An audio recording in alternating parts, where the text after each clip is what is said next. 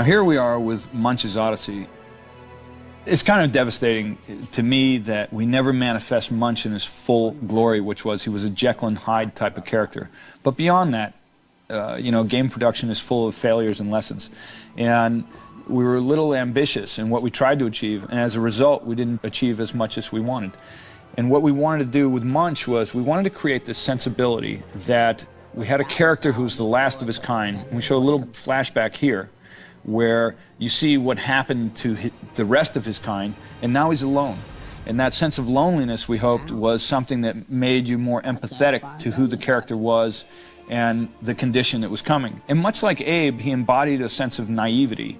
And he's kind of, you know, the face only a mother could love. I mean, he's this bizarre-looking guy.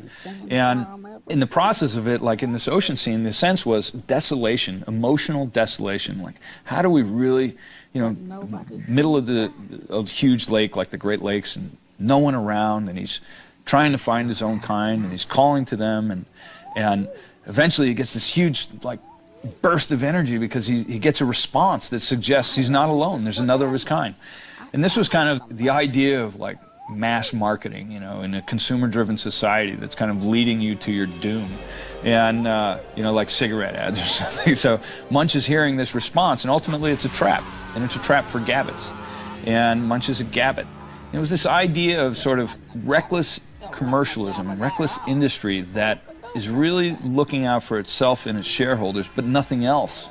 And so this was kind of inspired by the idea of animal rights and what's really going on. I mean, if people really knew what was going on with some of the subject matter in the real world, they'd just be appalled. So we live in a society that really is in denial. It can't face a lot of the realities of the darker side of what makes our lifestyles so convenient and comfortable, because if we knew, they're too disturbing.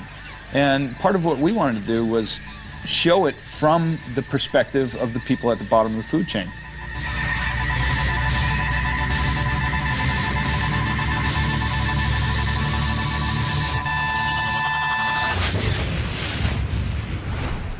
Well, then what happened? They took him away to Viker's labs. Oh, Viker's labs? Poor little schmuck. So you see, Stitch Lips, if you want to find your brothers, you've got to rescue Munch from Viker's labs. Oh, Yeah, but how? I don't know. You got me. Find the big well, and then...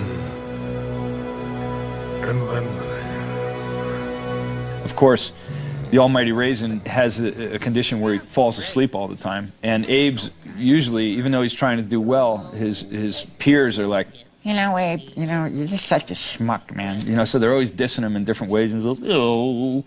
And then we introduced the Vikers. And the Vikers sort of represented like Nazi scientists, you know, of which there are many in the world still today in different shapes and forms that really believe in the religion of science, and at the expense of anything else, fine, as long as they're able to further their patents and their copyrights and their wealth and their achievements. And they don't care who gets screwed over in the process. And we were kind of inspired by that theme to design these characters that were just really bizarre and out for their own interest and insensitive to other people's interests. So a lot of what we were trying to achieve at Oddworld was sort of create these characters that would be archetypes of a mind state, of sort of a spiritual mind state of different personalities that we find in the world. And we can say, well, that's the, you know, corporate backstabbing career climber. And we those of us that live in you know, corporate environments, we sort of understand what that means right away. What we try to do is take some of those personality traits that we find in this world and come up with these sort of bizarre designs that seem to be a distilled concoction of what that energy might look like if it were its own species. So we're really trying to take sort of archetypal personalities and behaviorisms and turn them into their own species, so that they distinguish like what their interests are, and you know, maybe create a world that's more highly reflective of our own in an ironic, satirical, funny way. And then if we can start playing off of those themes, then we thought that that would resonate deeper and maybe give deeper emotional connections to the characters, to our heroes. Don't are in its head, but But do you stop to think why I'm sticking sonar in its head? Sonar.